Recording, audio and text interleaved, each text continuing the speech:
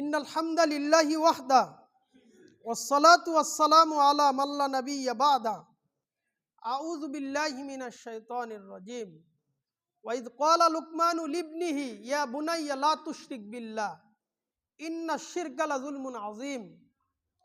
আলহামদুলিল্লাহ, প্রশংসা মাত্রই আল্লাহ সুবহানাহু ওয়া তাআলার, যে মহান স্রষ্টা আমাদেরকে মুসলিমের ঘরে জন্মগ্রহণে ধন্য করেছেন, তার শুকরিয়া বলি আলহামদুলিল্লাহ।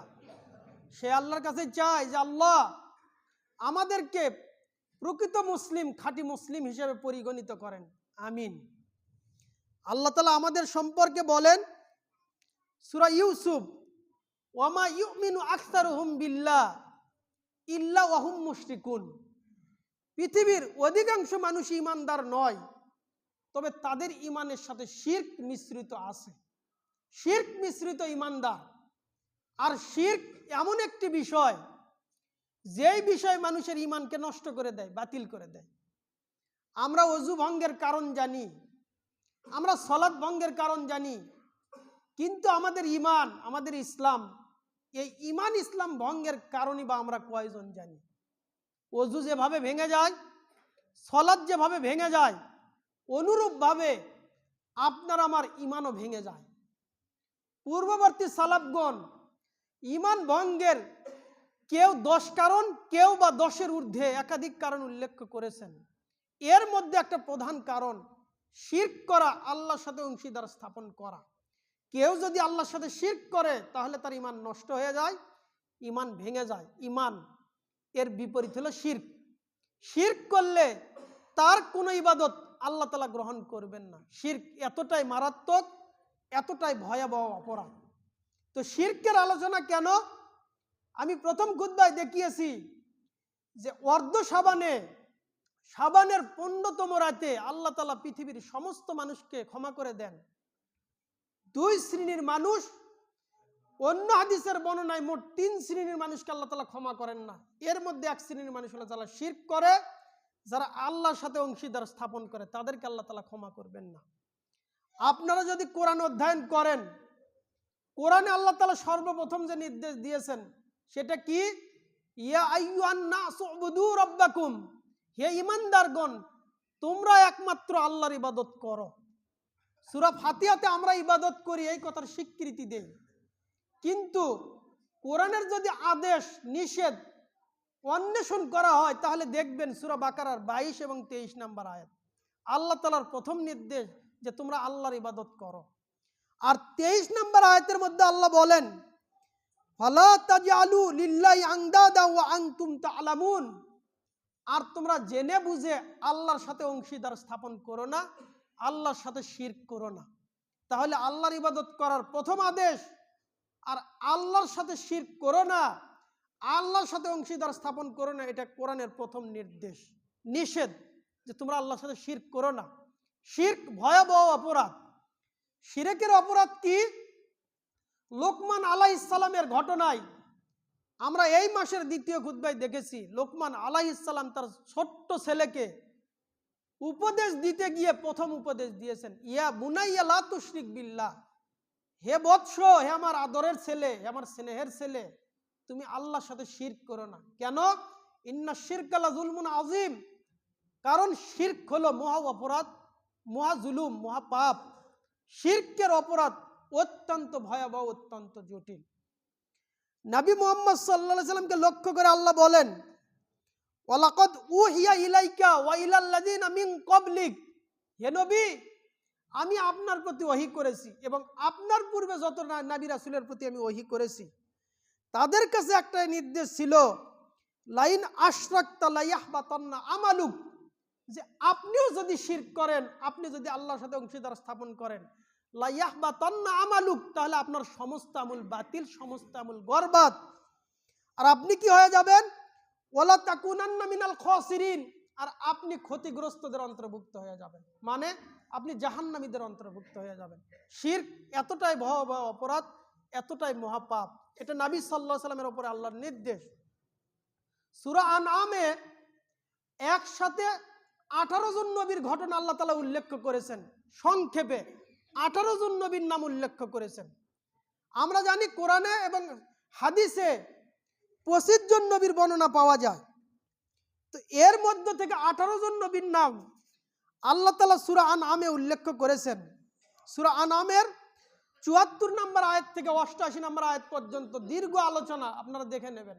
সেখান থেকে আমার আলোচনার সাথে সম্পর্কিত একটি কথা, আল্লাহ তাআলা এই 18 জন নবীর নাম উল্লেখ করে বললেন ওয়ালাউ আশরাকু, এই যে 18 জন নবীর নাম বলা হলো, যদি তারাও শিরক করত তাহলে আল্লাহ কি করতেন, লা হাবিত আনহুম মা কানু ইয়ামালুন, তাহলে তারাও যে আমল করত তাহলে তাদের সমস্ত আমলগুলো বাতিল, সমস্ত আমল বরবাদ হয়ে যেত। আল্লাহ তাআলা 18 জন নবীর নাম উল্লেখ করেছেন ধারাবাহিকভাবে। সমস্ত নবীর নাম উল্লেখ করার পর বলেছেন ওয়ালাউ আশরাকু, যদি তারাও শিরক করত, লা হাবিত আনহুম মা কানু ইয়ামালুন, তাহলে তাদেরও সমস্ত আমল বাতিল, সমস্ত আমল বরবাদ হয়ে যেত। শিরক এতটাই ভয়াবহ অপরাধ। তো শিরকের আলোচনা শাবানের 15তম রাতে এসে ঢুকেছে। এই দিনে রুটি করা নিয়ে ব্যস্ত নয়, হালুয়া বানা নিয়ে ব্যস্ত নয়, যদিও আগের চাইতে সমাজে অনেকটা কমে গেছে। এবং এই দিনের মিথ্যা ইতিহাস বলা হয় যে হালুয়া রুটি কেন খাওয়া হয়, রাসূল সাল্লাল্লাহু আলাইহি সাল্লাম উহুদের যুদ্ধে দাঁত ভেঙেছিল, তাই শক্ত খাবার খেতে পারেনি, তাই নরম খাবার খেয়েছিল, তার সুন্নতকে আমরা মেনে হালুয়া রুটি খাই। এটা একটা হাস্যকর ইতিহাস, হাস্যকর যুক্তি। কেন? রাসূল সাল্লাল্লাহু আলাইহি সাল্লাম উহুদের যুদ্ধ করেছিলেন রমজান মাসে, রমজান মাসে তার দাঁত ভাঙলো, আর সেই নবীর আশেক, সেই নবীর মহব্বতে 1 মাস পূর্বে হালুয়া রুটি খায়। এটা নাকি নবীর সুন্নাত। এভাবে মানুষকে বোকা বানানো হয়। ওই দিনে মিথ্যা কাহিনী বলা হয়, মিথ্যা কাহিনী বলে মানুষকে ধোঁকা দেওয়া হচ্ছে, অথচ মানুষকে শিরক থেকে বাঁচানোর পরিকল্পনা হচ্ছে না। মানুষ আসে হালুয়া রুটি খায়। এখন হালুয়া রুটির পরিবর্তে হয়েছে কি, গ্রামে গ্রামে চাল উঠাবে, টাকা উঠাবে, মসজিদের সামনে পিকনিক করবে, 1 রাতের পিকনিক। এগুলো ইবাদত নয়, শয়তান এই কাজগুলোকে সুশোভিত করে দেখাচ্ছে। এখান থেকে বের হয়ে এসে আমাদেরকে রাসূল সাল্লাল্লাহু আলাইহি সাল্লামের সুন্নাত ধরতে হবে। আর এই রাতের মুক্তি পাওয়া যায় কিভাবে? নিজেদেরকে শিরক থেকে বিরত রেখে। যদি শিরক থেকে বিরত না রাখা হয় তাহলে তো আমাদের ইবাদতগুলো বাতিল, সমস্ত ইবাদতগুলো নষ্ট হয়ে যাবে। আর এই শিরকের শিক্ষা হবে পরিবার থেকেই। আমি জানুয়ারির 2য় খুতবায় বলেছিলাম যে আপনাদের সামনে কোরআন থেকে 3টা গল্প বলবো, যেই গল্পের মাধ্যমে দেখাবো যে আমাদের পরিবারগুলো কোন দিকে যাচ্ছে। সামনে রমজান মাস, রমজান মাস নিয়ে আলোচনা হবে, তাই আমি আজকের এই খুতবায় সংক্ষেপে 2টা গল্প বলে আমি আমার আলোচনা শেষ করব। আর সালাত আজকের থেকে একটাই শুরু হবে ইনশাআল্লাহ। আল্লাহ তাআলা আমাদেরকে কোরআনুল কারীমে বিভিন্নভাবে হিদায়াতের বাক্য আমাদের সামনে উপস্থাপন করেছেন। এর মধ্যে 3টা গল্পের 2টা গল্প আজ সূরা সাবা, সূরা সাবাতে আল্লাহ তাআলা একটা গ্রামের গল্প উপস্থাপন করেছেন। যেই গল্প উপস্থাপন করতে গিয়ে আল্লাহ তাআলা বলেন লাকাদ কানা ফি সাবাইন ফি মাসকানিহিম আয়া, সাবাবাসীদের মধ্যে একটা নিদর্শন ছিল। আল্লাহ তাআলার পক্ষ থেকে বড় একটা নিদর্শন, একটা আলামত ছিল। সেই আলামত কি? জান্নাতানি আন ইয়ামিন ওয়া শিমালিন আন ইয়ামিন ওয়া শিমাল, তাদের উত্তরে এবং তাদের দক্ষিণে 2টা বাগান ছিল। সাবাবাসী, সূরা সাবা, সূরার নামই এই নামকরণে করা হয়েছে সূরা সাবা। এই সূরা সাবাতে আল্লাহ সাবাবাসীর ঘটনা উল্লেখ করেছেন যে তাদের সময়ে 2টা বাগান ছিল, একটা ছিল ডাইনে, একটা ছিল বামে, অর্থাৎ একটা ছিল উত্তরে আর একটা ছিল দক্ষিণে। এই 2 বাগানে আল্লাহ তাআলা এমন কিছু গাছ দিয়েছিলেন যেই গাছে ফলমূল দিয়ে পরিপূর্ণ করেছিলেন। সেই ফল তারা কিভাবে ভক্ষণ করত? কাতাদা রাহিমাহুল্লাহ তিনি বলেন যে তারা এই বাগানগুলি, যদিও 2টা বাগান বলা হয়েছে, কিন্তু পাহাড়ের পাদদেশে একাধিক বাগান, দূর থেকে মনে হতো যেন 2টা বাগান, একটা হলো দক্ষিণে আর একটা উত্তরে, অর্থাৎ একটা ডানে একটা বামে, কিন্তু ছোট ছোট অনেকগুলি বাগান ছিল। এই বাগানে এতটাই ফলমূল আল্লাহ তাআলা দিতেন, যেই ফলমূল মানুষকে মাটি থেকেও কুড়াতে হতো না, গাছ থেকেও পারতে হতো না। কাতাদা রাহিমাহুল্লাহ বলেন যে যখন কোনো ব্যক্তি মাথায় কোনো ডালি নিয়ে ওই বাগানের ভেতর দিয়ে যেত, গাছ থেকে ফল পড়ে ডালিতে যতগুলি ফল পড়তো এতেই ফল দিয়ে ওই ডালিটা পরিপূর্ণ হয়ে যেত। আর ফল ছিল অত্যন্ত সুস্বাদু। আল্লাহ তাআলা বলেন, কুলু মির রিজকি রব্বিকুম ওয়াশকুরুলাহ, তোমরা এই সমস্ত ফল খাও, আল্লাহ তাআলার রিজিক খাও, আর আল্লাহ তাআলা শুকরিয়া আদায় করো। তোমরা আল্লাহ শুকরিয়া আদায় করো, এই ফল ভক্ষণ করো। বালদাতুন তয়্যিবা ওয়া রব্বুন গফুর, তোমাদের শহর পবিত্র শহর, আর তোমাদের রব অত্যন্ত ক্ষমাশীল, অত্যন্ত দয়ালু। তোমরা এখান থেকে ফল খাও আর আল্লাহ তাআলার শুকরিয়া আদায় করো। ফাআরাদু, কিন্তু তারা এই ফল খেলো ঠিক, কিন্তু তারা আল্লাহর নিয়ামতের শুকরিয়া আদায় করলো না। আল্লাহর শুকরিয়া আদায় যখন করলো না, আল্লাহ তখন তাদের সামনে এমন প্লাবন দিলেন। আল্লাহ তাআলা বলেন, ফাআরসালনা আলাইহিম সাইলাল আরিম, আল্লাহ তাআলা বাঁধ ভাঙা জল দিলেন। তারা যে পাহাড়ের পাদদেশে বাগান ছিল, বন্যার পানিতে পুরো এলাকা প্লাবিত হয়ে যেত। সেই সময়ের শাসক ওই বন্যার বাঁধ নির্মাণ করে, আর ওই বাঁধের ভিতরে 3টা দরজা স্থাপন করে। যখন পানি খুব বেশি থাকতো তখন উপরের দরজা খুলে দিত, পরিমাণ মতো পানি নামতো। এরপরে পানি কমতো তো মাঝের দরজা খুলে দিত, এরপরে পানি কমতো নিচের দরজা খুলে দিয়ে পরিমিত পানি তারা নিত। এভাবে আল্লাহ তাআলা তাদেরকে ফলন দিয়েছিলেন।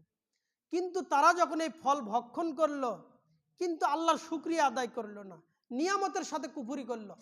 আল্লাহ তাআলা বলেন, তাদের উপরে আমি এমন বাঁধ ভাঙা জল দিলাম, তাদের এই বাগানগুলো ওয়াবাদদালনাহুম বিজান্নাতাইহিম জান্নাতাইন, তাদের এই 2 বাগানের বিনিময়ে আল্লাহ তাআলা পরিবর্তিত 2 বাগান দিলেন।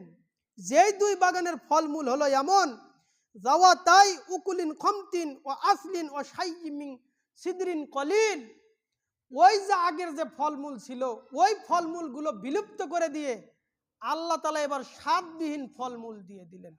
ওই বাগানের মধ্যে কিছু ঝাউ গাছ দিলেন, ওয়া শাইয়্যিম মিন সিদরিন কলিল, আর কিছু বড়ই গাছ দিলেন। তার মানে অত্র ঘটনা আল্লাহ তাআলা উপস্থাপন করলেন এভাবে যে আগে যেভাবে ফলমূল তারা পেত, এখন শুকরিয়া আদায় না করার কারণে পরিস্থিতি উল্টে গেল। যেই ফল খায় ওই ফলে আর স্বাদ নাই, ঝাউ গাছ দিয়ে পরিপূর্ণ হয়ে গেল। আর সামান্য কিছু বড়ই গাছ, শাইয়্যিম মিন সিদরিন কলিল, সামান্য কিছু বড়ই গাছ বাগানে থেকে গেল। আল্লাহ বলেন, যালিকা জাযাইনাহুম বিমা কাফারু, তাদেরকে এই ফলাফল কেন দিলাম? বিমা কাফারু, তারা যে কুফরি করেছে, নিয়ামতের শুকরিয়া আদায় করেনি, এরই ফলশ্রুতিতে তাদেরকে এই শাস্তি দেওয়া হয়েছে। ওয়াহাল নুজাজি ইল্লাল কাফুর, আর নিয়ামতের অকৃতজ্ঞ যারা হয় তাদেরকে শাস্তি আল্লাহ তাআলা এভাবেই দেন। অত্র ঘটনা আমি উপস্থাপন করে এভাবে মিল করে দিতে চাচ্ছি যে আল্লাহ তাআলা আমাদেরকে ছেলে মেয়ে সম্পদ দিয়েছেন। এই সম্পদ যখন আমরা আল্লাহর নিয়ামতের শুকরিয়া যেরকম লোকমান আলাইহিস সালাম আদায় করে ছেলে মেয়েকে শিক্ষিত করেছিলেন, আমরা যদি এভাবে ছেলে মেয়েকে শিক্ষিত না করি, এই ছেলে মেয়ে আপনার আমার জন্য বিপদের কারণ হয়ে দাঁড়িয়েছে। আপনারা টাইটানিক জাহাজের গল্প শুনেছেন। এই জাহাজের নাবিক সে বলেছিল, আমার এই জাহাজ এমন যা পানিতে ডুববে না, সে অহংকার করেছিল। আল্লাহ তাআলা এই নিয়ামতকে আযাবে পরিণত করে দিলেন। তৎক্ষণাৎ ওই জাহাজে ফাটল ধরে পানি ডুবে জাহাজ পানির তলে অতল গহ্বরে চলে গিয়েছিল। নিয়ামতের শুকরিয়া আদায় করা হয়নি। তাই সবগুলি আলোচনার সারসংক্ষেপ, একটা গল্প বলে আলোচনা শেষ। বাকি আর একটা গল্প সূরা নাহালের 116 নম্বর আয়াত আপনারা দেখে নেবেন। আমি সবগুলো কথাকে একসাথে জমা করে এভাবে বলতে চাচ্ছি, ছেলে মেয়েকে শিরকের জ্ঞান দেওয়া, ছেলে মেয়েকে আল্লাহ তাআলার অংশীদার স্থাপন থেকে বিরত রাখা, এটা বাবা মার দায়িত্ব। বাবা মা যখন এই দায়িত্বে ব্যর্থ, তখন ছেলে মেয়ে বাবা মাকে মূল্য দেয় না, এমনকি নিজেও নিজের মূল্য বোঝে না, আল্লাহকে বোঝে না। যার কারণে বাবা ছেলে নিয়ে অশান্তিতে, ছেলে বাবা নিয়ে অশান্তিতে। আল্লাহ আমাদেরকে শাবান মাসের যে বারাকা, আল্লাহ তাআলা এই মাসে মানুষকে ক্ষমা করে দেন। মুশরিক ছাড়া আল্লাহ যেন আমাদেরকে শিরক মুক্ত জীবন যাপন করা